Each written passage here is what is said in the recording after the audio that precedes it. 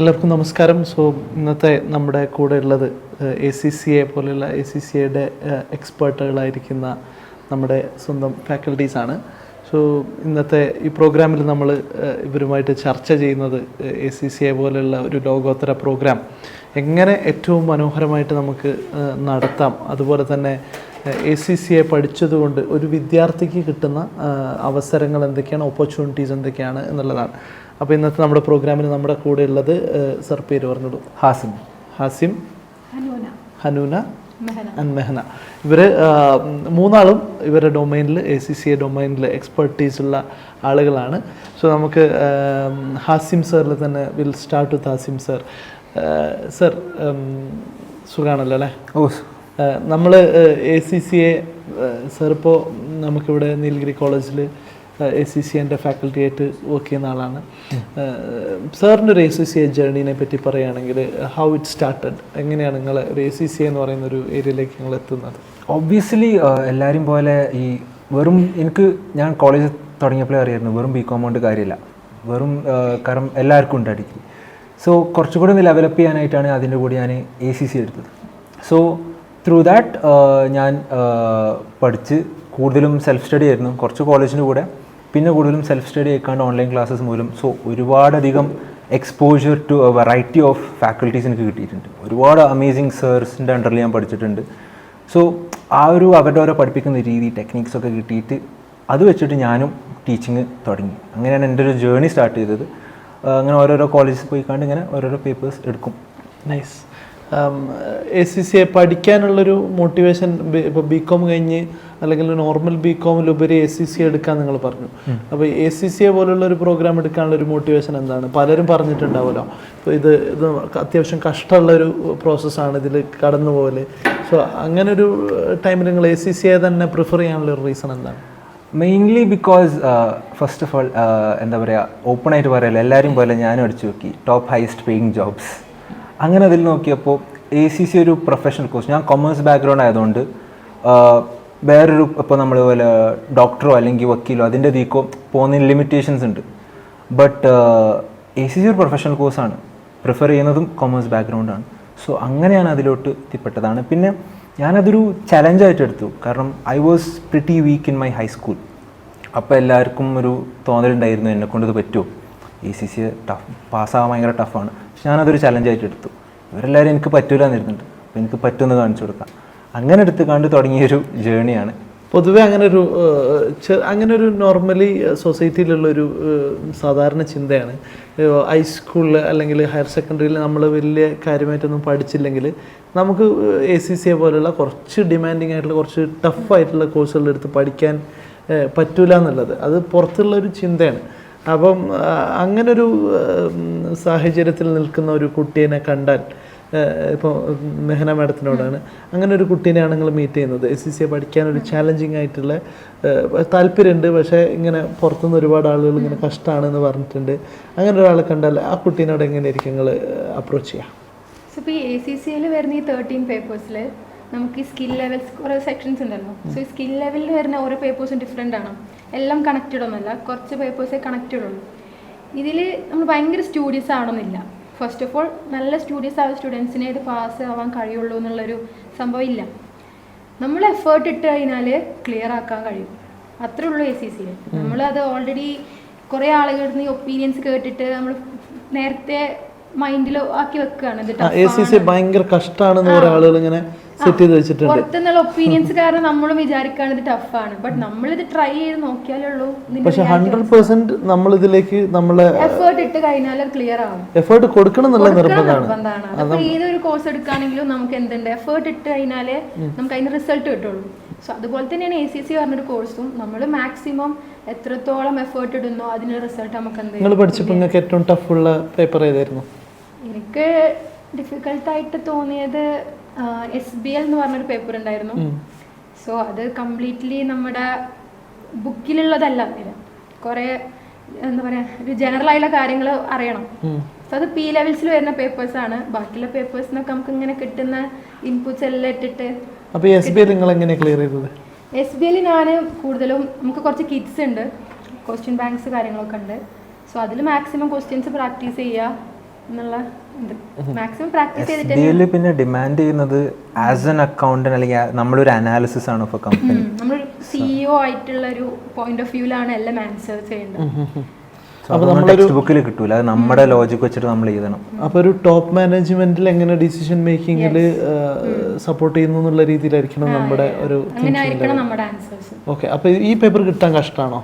അല്ല, എന്നെ സംബന്ധിച്ച് അതായിരുന്നു കുറച്ച് ചാലഞ്ചിങ് ആയിട്ട് തോന്നിയത്. അനുന മാഡത്തിന് എങ്ങനെ ഉണ്ടായിരുന്നു ഈ പേപ്പർ? SBL എന്നുള്ള SBL ടഫ് ആയിരുന്നു.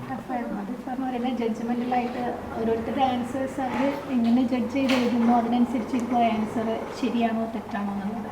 അത് എക്സാമിനർ വായിക്കുന്ന സമയത്ത് അയാൾക്കത് വായിച്ചിട്ട് ഓക്കെ ആണെന്ന് തോന്നിക്കഴിഞ്ഞാൽ മാത്രമേ അതിന് മാർക്ക് സ്കോർ ചെയ്യാനായിട്ട് പറ്റുള്ളൂ. ഓക്കെ. നമ്മൾ ഇപ്പോൾ ഫോർ എക്സാമ്പിൾ നമ്മുടെ ഒരു തിങ്കിങ് പ്രോസസ്സിന് മാത്രമല്ല ഇത് അടുത്ത ഇത് വാലിഡേറ്റ് ചെയ്യുന്ന എക്സാമിന് ആളുടെ പോയിന്റ് ഓഫ് വ്യൂവിലും കൂടെ എഴുതുന്ന പോയിന്റ് കറക്റ്റ് ആണോ കറക്റ്റ് അല്ല എന്നുള്ളതല്ല, അത് ജഡ്ജ് ചെയ്തിട്ട് നമുക്കത് പ്രൂവ് ചെയ്യാൻ പറ്റിയിട്ടുണ്ട് എന്നുണ്ടെങ്കിൽ അങ്ങനെ നമുക്ക് മാർക്ക് സ്കോർ ചെയ്യാൻ പറ്റുന്ന ഒരു പേപ്പറാണ് SBL. അങ്ങനെയാണ് ഞാൻ ബാക്കിയുള്ള പേപ്പേഴ്സ് എല്ലാം എന്താണോ ആപ്ലിക്കേഷൻ ലെവലിൽ നമുക്ക് അപ്ലൈ ചെയ്യാൻ പറ്റുക അത് ബേസ് ചെയ്തിട്ടായിരിക്കും. SBL അങ്ങനെ ആയിരിക്കും. അങ്ങനെയല്ല, കുറച്ച് ഡിഫറെൻ്റ് ആയിട്ടുള്ള പേപ്പറാണ് SBL അല്ലേ?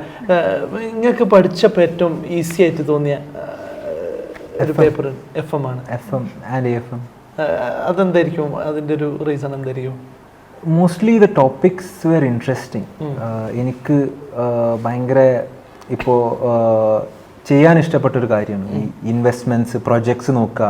ഇത് പ്രൊജക്ട് സെലക്ട് ചെയ്യണ്ടേ, സെലക്ട് ചെയ്യണമെങ്കിൽ എന്താണ് റീസൺ, സെലക്ട് ചെയ്യണമെങ്കിൽ എന്താണ് റീസൺ, പിന്നെ ഫോറിൻ റിസ്ക്, അങ്ങനത്തെ കുറേ കാര്യങ്ങളായിരുന്നു. എനിക്ക് പൊതുവെ ഈസി ആയിട്ട് തോന്നിയൊരു പേപ്പറാണത്.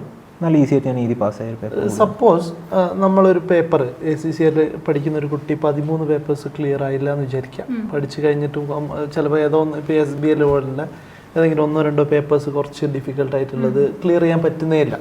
അങ്ങനെയാണെങ്കിൽ ACCA ബാക്കി എഴുതിയെടുത്ത പേപ്പറുകൾ കൊണ്ട് എന്തെങ്കിലും ബെനിഫിറ്റ്സ് ഉണ്ടോ? അല്ലെങ്കിൽ ആ ഒരൊറ്റ പേപ്പറിൻ്റെ പേരിൽ നമ്മുടെ ഫ്യൂച്ചർ കംപ്ലീറ്റ്ലി ഒരു ഇതിലായി പോകും? അങ്ങനെ ഒരു ഇതില്ല.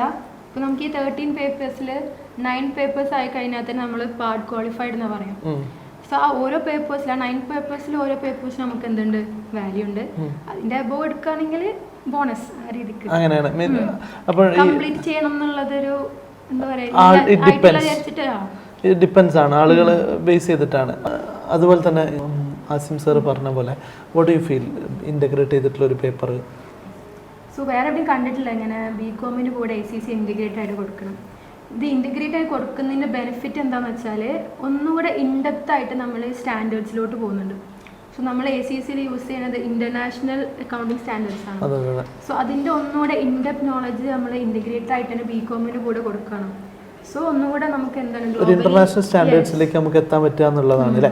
നോർമലി നമുക്ക് ഒരു അക്കൗണ്ട്സ് ജോബ് എന്നൊക്കെ പറയുന്നത് ഗ്ലോബലി അവൈലബിൾ ആയിട്ടുള്ള ഒരു ജോബാണ്. ഒരു BCom പഠിച്ചാൽ അത് കിട്ടും. പക്ഷേ ACCA പഠിച്ചാൽ ഈ BCom PA വിത്ത് ACCA പഠിച്ചാൽ കുറച്ചും കൂടെ അവർക്ക് ഈ ചാലഞ്ചിങ് ആയിട്ടുള്ള ജോബ്സ് ഏറ്റെടുക്കാനും പ്രൊഫഷണലി കുറച്ചും കൂടെ ഒരു ലെവലപ്പ് ചെയ്യാനുള്ളൊരു സാധ്യത ഉണ്ട് എന്നുള്ള. എങ്ങനെയുണ്ട് നീലഗിരി ക്യാമ്പസ് കോളേജ് വന്നിട്ട്?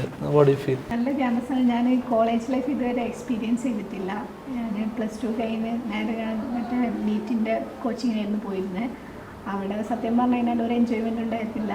അത് കഴിഞ്ഞ് ഞാൻ ACCAക്ക് പോയി. അവിടെയും ആക്ച്വലി എൻജോയ്മെൻ്റ് ഒന്നുമില്ല, കാരണം ഫുൾ സ്റ്റഡീസ് തന്നെയായിരുന്നു ഉണ്ടായിരുന്നത്. എനിക്കൊരു ആഗ്രഹം ഉണ്ടായിരുന്നു കോളേജ് ലൈഫ് എക്സ്പീരിയൻസ് ചെയ്യണം എന്നുള്ളത്. അങ്ങനെ ഞാനിവിടെ എത്തിയപ്പോൾ എനിക്ക് ഒരുപാട് കാര്യങ്ങൾ എക്സ്പീരിയൻസ് ആക്കാൻ പറ്റി. അതുപോലെ നല്ലൊരു അടിപൊളി കോളേജാണ്. ഇവിടുത്തെ അറ്റ്മോസ്ഫിയർ ആയാലും ഫെസിലിറ്റീസ് ആയാലും ക്ലാസ് എടുക്കുന്ന ഫാക്കൽറ്റീസ് ആയാലും എല്ലാം അടിപൊളിയാണ്. നല്ല കോളേജായിട്ടാണ് എനിക്ക് തോന്നുന്നത്. യൂഷ്വലി ഇങ്ങനെ ഒരു ചിന്ത ഉണ്ട്. ഇപ്പോൾ ACCA എന്ന് പറയുന്നത് ഫുൾ ടൈം ഇരുന്നൊരു സ്റ്റുഡിയസായി ലേണിംഗ് നടത്തിയാൽ മാത്രമേ പാസ്സാവുള്ളൂ എന്നുള്ളത്. പക്ഷെ നമ്മളവിടെയാണ് ഒരു ഡിഫറൻസ് ക്രിയേറ്റ് ചെയ്യുന്നത്. നീലഗിരി കോളേജിൽ കുട്ടികൾക്ക് നല്ല ഇൻഫ്രാസ്ട്രക്ചർ കിട്ടണം, കോളേജിൽ ക്യാമ്പസ് ലൈഫ് കിട്ടണം. ക്യാമ്പസ് ലൈഫിനോട് കൂടി തന്നെ അവർ പഠിക്കാൻ വേണം. അവരെല്ലാ കാര്യങ്ങളും അറിഞ്ഞു, കാരണം അതവരൊരു ലൈഫിൻ്റെ ഒരു ജേർണിയിൽ നിർബന്ധമായിട്ടും കിട്ടേണ്ട ഒരു സാധനമാണ്. അപ്പോൾ അങ്ങനെ ഒരു കൺസെപ്റ്റിനോട് ക്യാമ്പസ് ലൈഫോട് കൂടിയിട്ട് ACCA പഠിക്കുക എന്നുള്ളൊരു കൺസെപ്റ്റിനോട് വാട്ട് ഈസ് യുവർ ഒപ്പീനിയൻ? അതൊരു വെരി ഗുഡ് തിങ് ആണ്. കാരണം ഒരുപാട് പേര് +2 കഴിഞ്ഞിട്ട് ACCAക്ക് പോകുന്നവരുണ്ട്. സോ ഞാൻ എൻ്റെ പെർസ്പെക്റ്റീവിൽ നിന്ന് കോളേജ് ലൈഫ് അല്ലെങ്കിൽ ക്യാമ്പസ് ലൈഫ് അതൊരു എക്സ്പീരിയൻസ് ചെയ്യേണ്ട ഒരു കാര്യമാണ്. കാരണം നമ്മുടെ that's how you make memories. So മെമ്മറീസിന് ആ ഒരു കാര്യം വേണം. സോ അത് ഇവിടെ പ്രൊവൈഡ് ആവുന്നുണ്ട്. നമ്മളെ ഒരു ഫ്യൂച്ചറും സെറ്റാണ്. അറ്റ് ദ സെയിം ടൈം നമുക്ക് വി ആർ നോട്ട് എന്താ പറയുക, നമുക്ക് ക്യാമ്പസ് ലൈഫും കിട്ടുന്നുണ്ട്. പിന്നെ ഇവിടെ ഞാൻ ശ്രദ്ധിച്ചൊരു കാര്യം, ഇവിടെ അതിനായിട്ടായിട്ടുള്ളൊരു പീരീഡ് ഉണ്ട്. ലൈക്ക് ലൈബ്രറി പോകാനോ അല്ലെങ്കിൽ വേറെ ഏതെങ്കിലും ആക്ടിവിറ്റീസ് ചെയ്യാനായിട്ടൊരു പീരീഡ് ഉണ്ട്. അപ്പോൾ എൻ്റെ കോളേജിലൊന്നും ഇല്ലാത്തത് അതാണ്. ഞങ്ങൾക്കൊന്നും കോളേജിൽ PT പീരീഡ് പോലും ഇല്ല. Full studies. സോ ഇവിടെ അതിനായിട്ടൊരു അവരനെ ഉണ്ട്, എന്തെങ്കിലും ഒരു എക്സ്ട്രാ കരിക്കുലർ ആക്ടിവിറ്റീസ് ചെയ്യാനായിട്ട്. So that's A good thing that I noticed. And full time ഇങ്ങനെ പഠിച്ചുകൊണ്ടിരിക്കുന്നതാണോ, അല്ലെങ്കിൽ ക്യാമ്പസ് കുറച്ച് അടിച്ചു പൊളിച്ച് പഠിക്കുന്നതാണോ, ഓർ രണ്ടും മിക്സ് ചെയ്തിട്ട്? എപ്പോഴും നമ്മൾ ക്യാമ്പസ് ലൈഫും കൂടി വേണം. ലൈക്ക് എപ്പോഴും സ്റ്റഡീസ് അല്ലല്ലോ. അപ്പോൾ നമ്മൾ പഠിക്കുന്ന ടൈമിലാണ് നമുക്ക് എൻജോയ് ചെയ്യാനുള്ള ഒരു പീരീഡിൽ ഏറ്റവും കൂടുതൽ. സോ ആ ടൈമിൽ നമുക്ക് ഈ ഒരു ചാൻസ് കിട്ടുക എന്ന് പറയുന്നത് ഒരു ഗുഡ് കാര്യമാണ്. അപ്പോൾ അങ്ങനെ ലെഷറെല്ലാം അങ്ങനെ എൻജോയ്മെന്റ് ഒക്കെ കഴിഞ്ഞ് ചെയ്ത് പഠിച്ചാൽ SCCA കിട്ടുമോ? യെസ്, കിട്ടും. ഫുൾ ടൈം ഇരുന്ന് പഠിക്കണം നിർബന്ധമൊന്നുമില്ല. ഇത് ഓരോ സ്റ്റുഡൻസ് ഡിപ്പെൻഡ് ആണ്. ഫസ്റ്റ് ഓഫ് ഓൾ ഇനിയിപ്പോൾ ഞാൻ ഫുൾ ടൈം ബുക്കിൻ്റെ മുന്നിൽ ഇരിക്കുന്ന ഒരാളല്ല. ഞാൻ കൂടുതലും എനിക്ക് ക്ലാസ്സാണ് ഏറ്റവും ഇമ്പോർട്ടൻറ്റ്. എന്നെ സംബന്ധിച്ച് എനിക്ക് ക്ലാസ് കിട്ടണം. ക്ലാസ്സിൽ ഞാൻ ഫുൾ ഫോക്കസ്ഡ് ആയിരിക്കും. അത് കഴിഞ്ഞിട്ട് ഞാൻ ഫുൾ എൻ്റെ ലൈഫ് എൻജോയ് ചെയ്യും. So that is not an issue. അപ്പോൾ അത് കുട്ടികളെ പോസിറ്റീവായിട്ട് തന്നെയാണ് ഇമ്പാക്റ്റ് ഉണ്ടാവുള്ളൂ അല്ലേ? Okay, anyway thank you so much for joining us. ഇത് നല്ലൊരു ഡിസ്കഷൻ പോയിന്റ് ഓഫ് വ്യൂവിൽ it was a really good time with you guys. Because നിങ്ങളുടെ ഒരു എക്സ്പെർട്ടീസ് എന്ന് പറയുന്നത് ഇറ്റ്സ് റിയലി കമൻറ്റബിൾ. ആ ഒരു എക്സ്പെർട്ടീസ് ഞങ്ങളുടെ കുട്ടികൾക്കും കിട്ടട്ടെ. ഒപ്പം ACCA പോലുള്ള ഗ്ലോബൽ പ്രോഗ്രാമിനെ പറ്റി എല്ലാവരും അതിൻ്റെ ഒരു റിയലൈസേഷൻ ഉണ്ടാകട്ടെ. അറ്റ്ലീസ്റ്റ് ഈ ഡിസ്കഷൻ അതിന് എന്തെങ്കിലും ഒരു പോയിന്റ് ഓഫ് വ്യൂവിൽ ഉപകാരപ്പെടട്ടെ എന്ന് മാത്രം നമുക്ക് വിചാരിക്കാം അല്ലേ? സോ